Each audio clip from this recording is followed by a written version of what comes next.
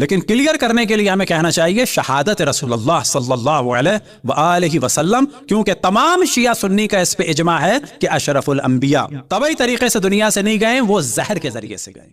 اب قرآن پاک کا یہ وعدہ ہے، کتب اللہ لاغلبن انا ورسولی، یہ میں نے طے کر دیا ہے کہ میں اور میرے رسول غالب رہیں گے۔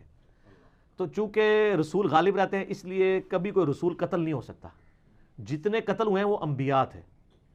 آپ دیکھیں حضرت زکریا علیہ السلام رسول نہیں تھے، نبی تھے، وہ قتل ہو گئے، اور حضرت عیسیٰ علیہ السلام رسول تھے، قتل نہیں ہوئے، اللہ نے ان کو زندہ اٹھا لیا، بچا لیا۔ نبی علیہ السلام کو بھی اللہ تعالیٰ نے بچایا۔ قتل کا پہلا فتویٰ تو جاری ہوا جب آپ ہجرت کرنے لگے تھے، اس وقت اللہ نے بچایا۔ اس کے بعد جو بنو قینقاع نے آپ کو یعنی پتھر کے نیچے شہید کرنے کی کوشش کی، بنو قریظہ نے کوشش کی، سب ہر جگہ سے بچایا۔ شہادت رسول اللہ صلی اللہ علیہ وسلم کے بارے میں بعض دفعہ ہمارے شیعہ بھی ایسا کرتے ہیں، جو قطعاً ایک ظلم ہے کہ مجلس کا پوسٹر ایسا آتا ہے وفات رسول اللہ و شہادت امام حسین، خیانت ہے یہ نہ، بعض لکھو شہادت رسول اللہ، اول تو دیکھیں وفات سب وفات ہے، اللہ یتوفی الانفس، امام حسین کی بھی وفات ہے۔ وفات کیا معنی ہے؟ روح اور جسم میں جدائی۔ اللہ یتوفی الانفس حین موتها، کہ اللہ سبحانہ و تعالی روح کو جدا کر دیتا ہے موت کے وقت، بس یہ روح جدا ہو گئی۔ اس چیز کو کیا کہا جاتا ہے؟ کل نفس ذائقۃ الموت، موت بھی ہے۔ اب مثال کے طور پر کوئی کہے کہ جی امام حسین کے لیے لفظ موت، وہ تو سب کو آنی ہے۔ اچھا وفات، ہاں وفات بھی ہے کیونکہ روح اور جسم میں جدائی ہوئی، لیکن یہ قتل ہے۔ اور معصومین علیہ السلام کے بارے میں روایات خود معصوم سے ہیں، وَمَا مِنَّا إِلَّا مَقْتُولٌ أَوْ مَسْمُومٌ، یا ہمیں کسی چیز کے ذریعے سے قتل کیا جائے گا یا زہر دیا جائے گا۔ اور ان دونوں کے بعد جو مقام حاصل ہوتا ہے اس کو ہمارے ٹیکنیکلی کہا جاتا ہے شہادت۔ اب اگر کہیں لکھا ہو وفات رسول اللہ تو غلط نہیں ہے وہ، لیکن کلیئر کرنے کے لیے ہمیں کہنا چاہیے شہادت رسول اللہ صلی اللہ علیہ وآلہ وسلم، کیونکہ تمام شیعہ سنی کا اس پہ اجماع ہے کہ اشرف الانبیاء طبعی طریقے سے دنیا سے نہیں گئے، وہ زہر کے ذریعے سے گئے۔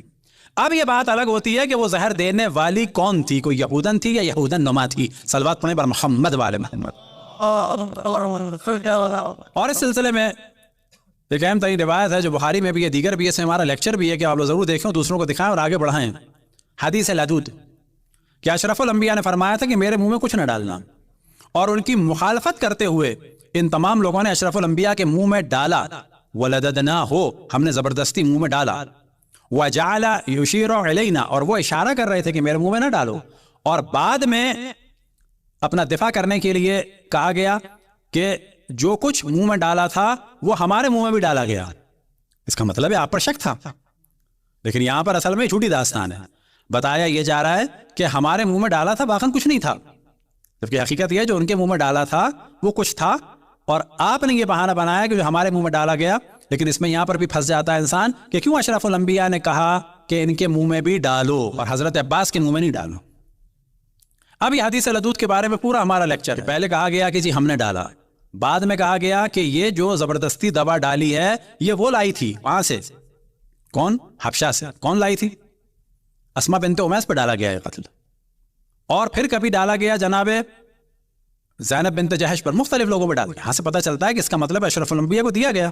تو حدیث لدود اور اس کے بعد جو اصل موضوع ہے، تفصیل سے نہیں جاتے اس میں، کہ اشرف الانبیاء دنیا سے طبعی طور پہ نہیں گئے تو وہ زہر سے ہیں۔ اب جب زہر سے گئے، ہم یہ کہتے ہیں کہ انہی دنوں میں دیا ہے زہر۔ اب اگر کوئی کہے کہ یہ زہر ایک یہودی خاتون نے خیبر میں دیا تھا 8 میں، تو اس کا مطلب ہے کہ 2 سال 2.5 سال بعد، بابا 2-2.5 سال بعد کوئی زہر سے دنیا سے جائے وہ بھی شہید ہے، 2-3 دن پہلے کوئی زہر دے وہ بھی شہید ہے۔ تو اہل سنت کو لفظ شہادت استعمال کرنے میں آر کیا ہے؟ کہو کہ یہودی نے زہر دیا تھا اور رسول اللہ صلی اللہ علیہ وسلم شہید ہوئے، بس شہادت ایک بلند مقام ہے، کیوں رسول اللہ سے بلند مقام جو ہے چھینتے ہو؟ یعنی ان کا اگر یہی عقیدہ ہے کہ جی بیویوں میں سے کسی نے نہیں دیا، گھر والیوں میں سے کسی نے نہیں دیا، یہ کہ یہودن نے دیا، گو کہ وہ نظریہ میں بالکل غلط ہے۔ کیوں؟ کہتے ہیں کہ جی اس نے یہ سو کہہ کے دیا تھا کہ اگر یہ نبی ہے تو اثر نہیں ہوگا، اور اگر یہ نبی ہے تو اثر نہیں ہوگا، اور اگر یہ نہیں ہے نبی تو اچھا ہے جان چھوٹے۔ تو بابا جان تو چھوٹ گئی، اس کا مطلب ہے کہ یہودیہ کا دعویٰ صحیح تھا کہ یہ نبی نہیں ہے، معاذ اللہ معاذ اللہ۔ تو یہ جو داستان ہے یہ بڑی خطرناک داستان ہے۔ یہودیہ والی داستان در حقیقت توہین رسالت پر مبنی ہے، انکار رسالت پر مبنی ہے کہ یہودیہ پر تو حجت ہو گئی کہ میں نے تو زہر دیا تھا، یہ سوچ کے دیا تھا کہ اگر یہ نبی ہیں تو نہیں کھائیں گے، اور اگر نہیں ہیں تو اچھا ہے جان چھوٹے۔ تو جناب عائشہ سے بھی مسلم میں نقل ہوا، یہ دفن سے ریلیٹڈ جو گفتگو چل رہی تھی اس میں ہم توجہ دلائیں، وما علمناہ الا سمعنا صوت المصاحی، کہ ہمیں دفن رسول اللہ کا پتہ نہیں چلا کب، کہ جب پھاوڑوں کی آواز آنے لگی۔ جب پھاوڑوں کی آواز آئی تو ہمیں اندازہ ہوا۔ یہاں سے ایک اور چیز کھلتی ہے آگے، یہ جو ان کے کمرے والا موضوع ہے انشاءاللہ اس کو ڈسکس کریں گے۔ بابا اگر ان کے کمرے میں دفن ہوئے ہیں تو ان کے کمرے کی تو دوسری آپ فضیلتیں بیان کرتے ہیں جہاں وہ رہتی تھی۔ اچھا اب جا کے اسی کمرے میں دفن ہوئے ہیں تو پھر ان کے سامنے پھاوڑا چلنا چاہیے تھا، یہ تو وہیں بیٹھی ہوتی نا اپنے کمرے میں، لیکن یہ کیا فرماتی ہیں، وما علمناہ الا سمعنا صوت المصاحی، کہ جب ہمیں پتا چلا کہ پھاوڑوں کی آواز آ رہی، اس کا مطلب دوسری جگہ بیٹھی تھی، بس ان کا کمرہ الگ تھا اور جہاں رسول اللہ صلی اللہ علیہ وسلم دفن ہوئے وہ کمرہ الگ تھا۔ لیکن اگر مان بھی لیا جائے کہ انہی کا کمرہ تھا تو بابا آپ کے والد تو فرما رہے ہیں اور آپ نے بھی ساتھ دیا، کیونکہ جناب عائشہ کا یہ قول ہے کہ یہ والی حدیث کہ جب میراث کا پرابلم اٹھا تو کسی کو بھی علم نہیں تھا سوائے میرے بابا کے، انہوں نے یہ پرابلم سالو کیا۔ کون سا پرابلم؟ نحن معاشر الانبیاء لا نورث، کہ ہم انبیاء میراث نہیں چھوڑتے۔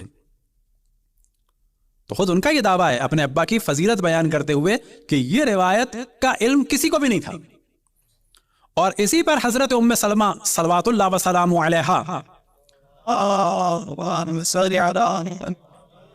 نے ان لوگوں پر اٹیک کیا تھا، بڑا ٹیکنیکل اٹیک کیا تھا، بڑا زوردار اٹیک کیا تھا کہ یہ نہیں ہو سکتا، کیونکہ پہلا حکم جو رسول اللہ صلی اللہ علیہ وسلم کو آیا وہ کیا آیا، وَأَنذِرْ عَشِيرَتَكَ الْأَقْرَبِينَ، سب سے پہلے اپنے گھر والوں تک پیغام پہنچاؤ۔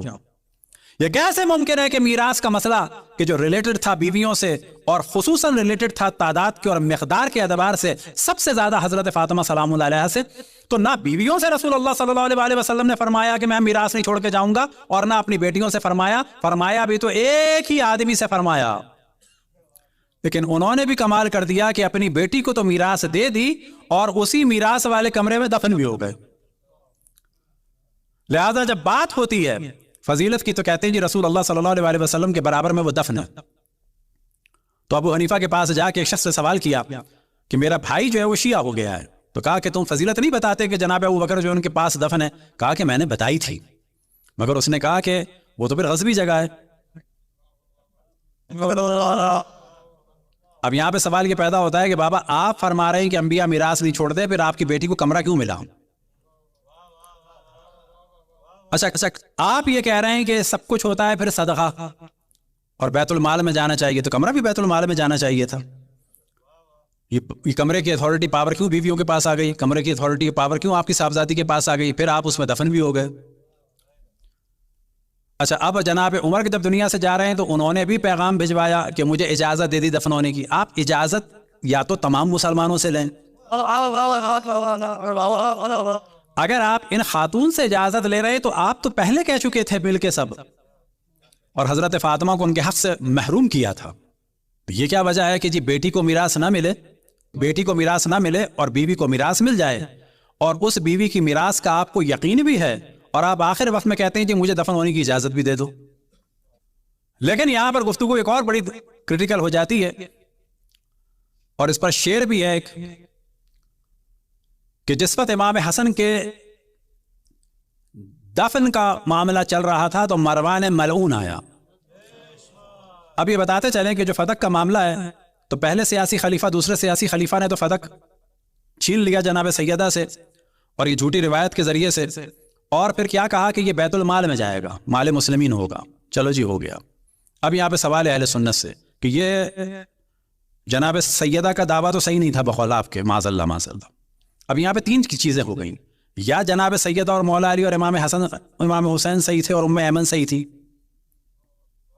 یہ ایک گروپ، یا یہ دونوں حضرات صحیح تھے کہ جنہوں نے جناب سیدہ سے حق لے کر کہا کہ جی ہمارے پاس رہے گا، صحیح ہے۔ لیکن سوال یہ پیدا ہوتا ہے کہ ان کے بعد آپ کے تیسرے سیاسی خلیفہ جناب ناصل نے یعنی جناب عثمان نے، یہ لقب کس نے دیا ہے؟ ہم نے نہیں دیا، یہ نام یہ رہنا چاہیے، حضرت عائشہ نے دیا ہے. انہوں نے یہ فدق دے دیا کس کو؟ مروان. اب یہاں پر سوال پیدا ہوتا ہے، بابا یہ ایک فدق سے ریلیٹڈ یہ 5 ہستیاں یہ صحیح ہیں، یعنی مولا علی، جناب سیدہ ام ایمن، امام حسن، امام حسین، یہ صحیح ہیں، یا یہ 2 ہستیاں صحیح ہیں، یا یہ ہستی صحیح ہے؟ ان میں سے آپ جس کو بھی صحیح کہیں گے، ان 2 گروپس کو آپ کو غلط ماننا پڑے گا. اگر آپ تیسرے خلیفہ کو بچاتے ہیں تو ان 2 کو ریجیکٹ کرنا ہوگا، اور باقی اہل بیت کو تو آپ ویسے ریجیکٹ کر چکے ہیں. اچھا، اہل بیت کو کیا ریجیکٹ کیا ہے؟ سب سے پہلے تو رسول اللہ کو ریجیکٹ کیا ہے، حجر و عصیان اور بکواس کی نسبت دے کے. جب انہی کو ریجیکٹ کر دیا تو پھر ان کی بیٹی کی کیا حیثیت ہے؟ تو جب یہ محترمہ امام حسن علیہ السلام کے جنازے کے دفن کے مقابلے میں آئی تھیں تو اس وقت یہ سوار تھیں کس پر؟ خچر پر. اور اس پر جناب عباس نے کہا تھا، یا حمیرہ یہ کیا ہے، کبھی تم گدھے پہ سوار، کبھی تم خچر پہ سوار ہوتی ہو، اور کبھی تم اونٹ پر سوار ہوتی ہو. کیا مراد ہے؟ یعنی کبھی تم حق کے مقابلے میں اونٹ پر سوار ہوتی ہو، یعنی جنگ جمل، اور کبھی تم حق کے مقابلے میں آتی ہو اور اس پر تیر چلوانے کے لیے تیار ہو، اس کے جنازے کی توہین کرنے کے لیے تیار ہو، تو تم خچر پہ سوار ہوتی ہو.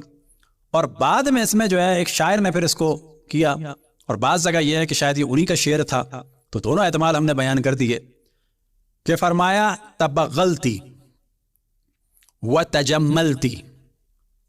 تجملتی نہ تبغلتی، بغل کہتے ہیں کس کو؟ خچر، کہ تو خچر پہ بیٹھی. و تجملتی، اور تو جمل پہ بیٹھی، یعنی ناقے پہ، اونٹنی پہ بیٹھی. وَلَوْ عِشْتِي لَتَفَيَّلْتِي، اور اگر زندہ رہتی تو اونٹ پر بیٹھ، اگر زندہ رہتی تو ہاتھی پر بیٹھتی. یعنی اگر اور زندہ رہ جاتی تو ایک اور جنگ یہ کرتی تو ممکن ہے اس میں ہاتھی پر بیٹھ کے آتی. تبغلتی و تجملتی ولو عشتی لتفیلتی، اگر زندہ رہتی تو پھر اونٹ پر بیٹھ کے آتی، اونٹ ملا نہیں ہوگا. وَلَكِ تُسْعُ مِنَ السُّمْنِ وَفِي الْكُلِّ تَصَرَّفْتِ، اور وَلَكِ تُسْعُ مِنَ السُّمْنِ، وَلَكِ تُسْعُ یعنی تمہارا 9واں حصہ تھا 8ویں میں سے. وَفِي الْكُلِّ تَصَرَّفْتِ، اب اگر میراث دے بھی دی، پہلی تو بات ہے میراث نہیں دینی چاہیے تھی، لیکن اگر میراث دے دی تو بھی پرابلم ہے. وہ کیا پرابلم ہے؟ کہ دعویٰ کیا ہے؟ کمرہ اتنا چھوٹا تھا. اب آپ دیکھیں کہ انسان پھنس جاتا ہے. وہ یہ بتانا چاہتی ہیں جی نماز جب رسول اللہ صلی اللہ علیہ وسلم پڑھتے تھے تو میں ٹانگیں پھیلا لیتی تھی تو وہ کھڑے ہو جاتے تھے، پھر جب سجدہ کرتے تھے میں ٹانگیں سمیٹ لیتی تھی، تو میری ٹانگوں کے آس پاس ہی نماز ہوتی رہتی تھی. کیوں جی؟ کمرہ بڑا چھوٹا تھا. تو اب اگر مان لیا جائے 8/10 کا مان لیا جائے، بلکہ 8/9 کا مان لیا جائے، 8/9 فٹ، تو کیا کہا جائے گا کہ 9 فٹ اور یہ 8 فٹ. تو یہ جو 1 فٹ کی پٹی ہے نا، یہ بیویوں کی ہوگی. ایک پٹی جو ہے نا یہ بیویوں کی ہوگی، ساری بیویوں کی، 9 بیویوں کی. 8 فٹ اور 9 فٹ، تو یہ ایک جو 1 فٹ کی 9 فٹ کی پٹی ہے نا، یہ بیویوں کی ہوگی. تو پر بیوی کتنا ملے گا؟ 1 فٹ. پر جنازہ کتنی جگہ لیتا ہے؟ تو انہوں نے یہی فرمایا وَلَكِ تُسْعُ مِنَ السُّمْنِ وَفِي الْكُلِّ تَصَرَّفْتِ، اور تمہارا 8ویں میں سے بھی 9واں حصہ تھا اور سب کا سب مار لیا. صلوات پڑھیں پر محمد و آل محمد.